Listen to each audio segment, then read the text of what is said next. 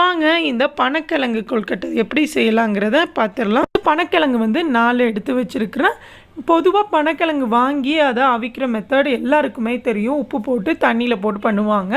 அது ஃப்ரெஷ்ஷாக இருக்கும்போது சாப்பிட்டிங்கன்னா அவ்வளோ நல்லாயிருக்கும்.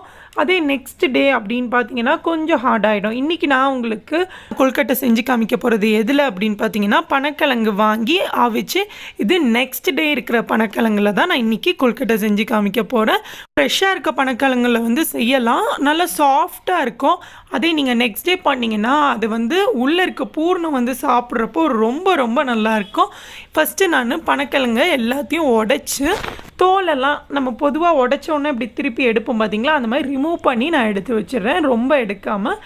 அடுத்தது அந்த ஒரு கிழங்காய் எடுத்து நம்ம கேரட் துருவோம் பார்த்தீங்களா, அதில் நீங்கள் துருவி எடுத்துக்கோங்க. பார்க்குறதுக்கு வந்து சீஸை வந்து நம்ம துருவினா எப்படி இருக்கும் அந்த மாதிரி இருக்கும்.